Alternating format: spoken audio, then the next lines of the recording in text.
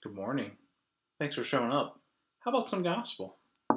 John 8, 2 through 11. I mean, you could throw verse 1 and 2, I guess, but for the sake of expediency, 2 through 11. I'm just going to go ahead and read it. John reads so well his story. He's a great storyteller, probably the best of the four gospels in that regard. They all have their strengths and weaknesses. I'll just go ahead and start reading. Early in the morning, Jesus came again to the temple. All the people came to Jesus, and he sat down and began to teach them. The scribes and the Pharisees brought a woman who had been caught in adultery. And making her stand before all of them, they said to Jesus, "Teacher, this woman was caught in the very act of committing adultery. Now in the law, Moses commands us to stone such women. Now what do you have to say?" They said this to test him, so that they might have some charge to bring against him. Jesus bent down and wrote with his finger in the ground. When they kept questioning him, he straightened up and said to them, "Let anyone among you who is without sin be the first to throw the stone at her." At once again he bent down and wrote on the ground. When they heard it, they went away, one by one, beginning with the elders. Jesus was left alone with the woman standing before him. Jesus straightened up and said to her, "Woman, where are they? Has no one condemned you?" She said, "No one, sir." Jesus said, "And neither do I condemn you. Go your way, and from now on, do not sin again." So this is, yes, the story of the woman who is set to be stoned in the Gospel of John. And it's funny, this story, this is one that is another way God shows up and cares, right?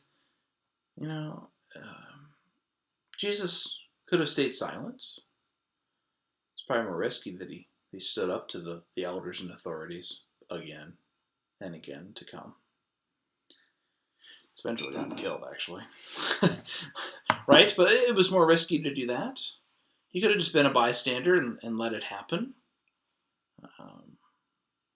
Sometimes showing up and caring are little ways that make huge differences, life-changing differences, like in this story, right? Imagine if Jesus would have shrugged, not gotten involved, not taken the risk. He does so even in not a bombastic way. Just a simple phrase, right? The one without sin cast the first stone. Genius, by the way, genius. Sometimes our way of showing up and caring, whether it's signing a letter, speaking to our leaders or government officials or local leaders, text and email, just something short, simple, can be impactful. I tell people, sometimes people will say, "Well, I noticed our congresswoman man supports this bill that we want, passed. It's an anti-racism bill. It's got bipartisan support.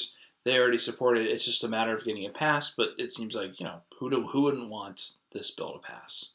It's just an overall good." We saw this with the prison reform that happened about, I guess, 2 years ago. Almost passed unanimously. Okay, but yes, that's great. But let's get it done then.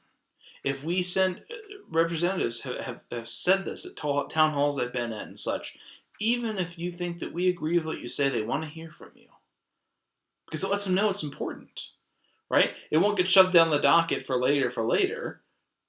If people are messaging them now, just take the 2 minutes, if that, it takes to message them. It lets them know, hey, this is important to my constituency, and we should do something about it. And that little action we take can change a lot of people's lives. Another example, I talking to some local, nonprofits, talk about the same thing. Once we're back in person, I'm hoping to have a lot of them come in and talk to us, and it's a simple thing, right? Inviting them, come worship with us if you're able to.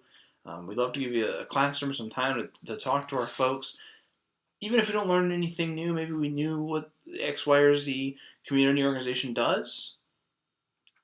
Just having that connection, Just taking the time to get to know each other, to hear these things, to be on the same page. It's impactful. It's going to help people in our community. And then when something does happen later, we can go, wait a minute.